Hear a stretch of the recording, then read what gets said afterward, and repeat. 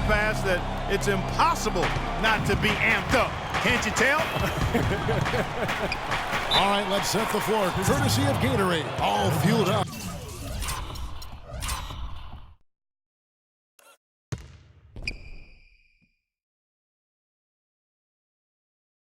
And ready to go on the court for Indiana. They've got Ellis. Turner is out there with Hill. Then it's George Hill, and it's George in at the 3 slot. Indiana's shooting their first foul shot of the game. Well, they're doing okay as the season goes on. They're shooting about 76% as a team. You know, the numbers from the line, guys, are close to where they were last year. But just a tad worse, so not too bad. Last outing for Indiana, they won that game against the 76ers in Philadelphia. And I think, Kevin, you know, it really showed how important it is to have a strong bench performance. You go out on the road, you can't rely on your starters night in and night out. The reserves have to contribute and help them out. I think we definitely saw that, Steve, throughout the game. They were really tied together as a team. Didn't make any difference who was out on the floor. You'll take every road game win you can, and they're happy with that one. Now Morris. Paul George missing from long range. Plenty of daylight on that shot. Well, they got the most out of that possession, guys. And now just over a minute played here in the first. Now we'll go to Doris Burke, who had a chance to talk with head coach Stan Van Gundy.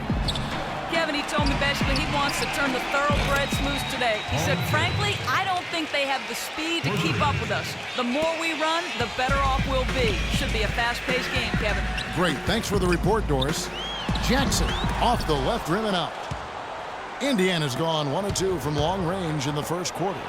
And there's George. That's good on the assist by Ellis. George has got 5 points so far. So for the Pistons, their last game, a win against the Bulls in Chicago. And one way to nullify a home court advantage, like they did that night, Kevin, light it up from the three-point line. Nothing is more demoralizing to a home crowd. Steve, you're exactly right. I mean, that was the great equalizer. Their perimeter play definitely took them over the top. Here's George. Following the basket by Marcus Morris. Hill has the open look, and it's off from three-point range. For Detroit, they've gone 3 of 5 shooting the ball so far. Jackson with it, picked up by Ellis.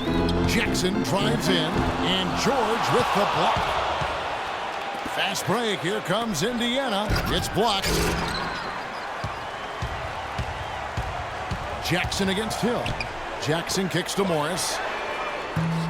They get it back, and Hill with the block. Fast break, here comes Indiana. Oh, look out! Wow.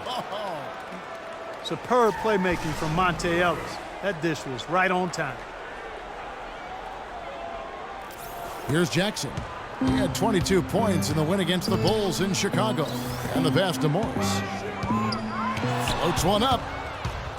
And Turner with a clear path to the rack. A huge slam, the perfect end of the fast break. And once he took off, it looked like the defense just had no interest in getting in his way. That's one where you just give up the 2 points and move on. The drive by Jackson. Jordan Hill. That's his first personal foul.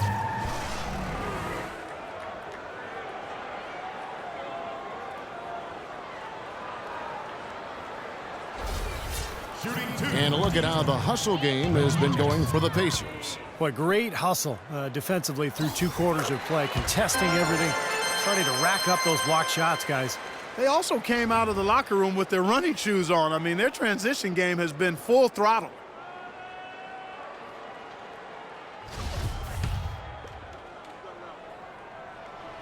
Jackson hits both of them. Pacers leading by 4. Hill kicks to Turner.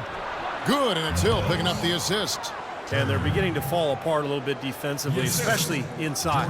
Well, that's 4 straight buckets now at the rim. Kicks it to Morris. And it's sent back by Hill. And now the fast break. Hill with the ball. Deflects the pass. Stolen by Jackson. Lets it go from the wing. And too long on the shot. You know, that mid-range jump shot is not his strong suit, even when he gets a good look like that. Ellis can't get it to go. Really high-quality shot there, just a little off with his release. That miss right there will definitely leave him shaking his head. And the call will be against George Hill. That is his first foul of the game. And the Pistons, an entirely new group now out there. Here's Baines, averaging 6 points per contest. Tolliver the pass to Johnson.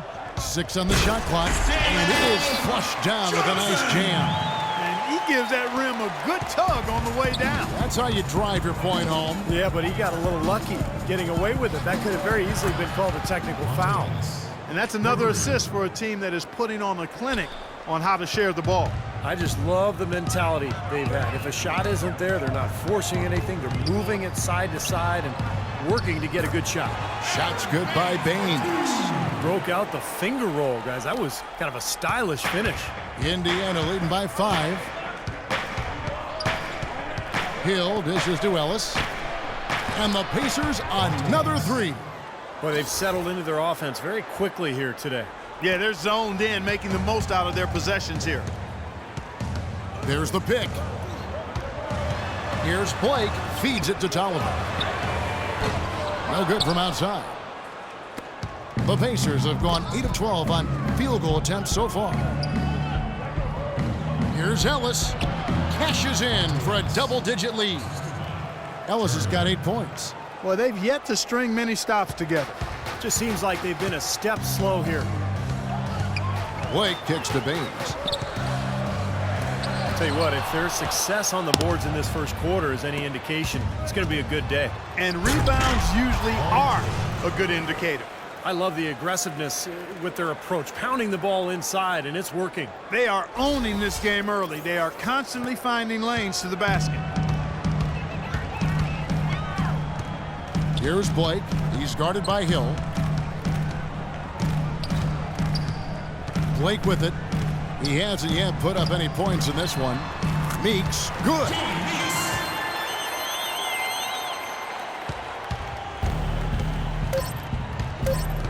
Outside Hill.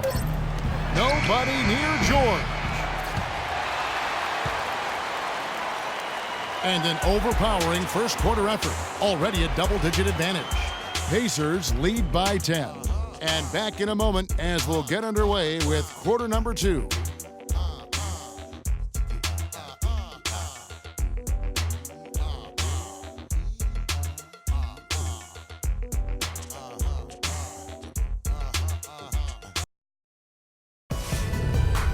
Tune in this Thursday, April 7th. Kawhi Leonard and the San Antonio Spurs go up against Stephen Curry and the Golden State Warriors. Hoops action.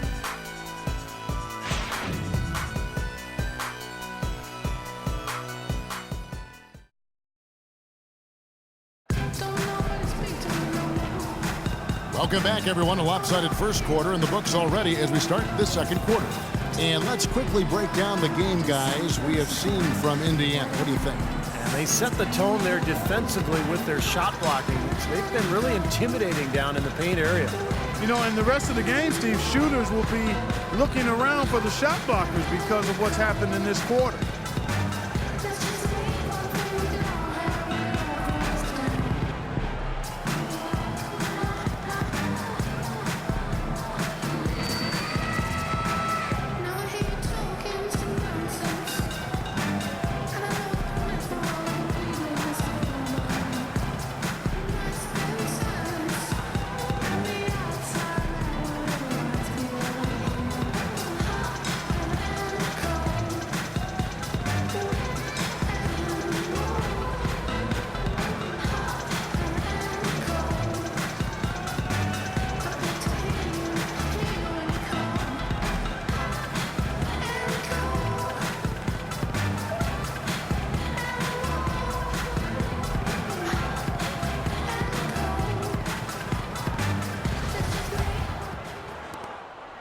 Pacers leading by 10. On the court for the Pacers as our second quarter gets underway. Hill is out there with Paul George. Then it's Ellis. Then it's Turner. And it's Hill in at the 5. Hill's gone 2 of 3 from the floor. And here is Blake. Still getting warmed up offensively. No buckets yet in the game for him. And it's Baines missing. You know, so many games are decided by which team wins the rebound battle. And that's held true in this one so far, Steve. And even if it's only a modest advantage that they have in that category, it's still a significant factor. Here's Blake.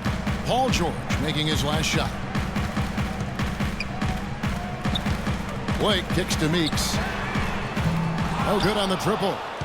Indiana's gone 3 of 6 tonight when they've let it fly from downtown. Ellis can't get it to go. That's the kind of defense required when he's got the ball near the hoop. They were right in his face. They get it again. Goes up again.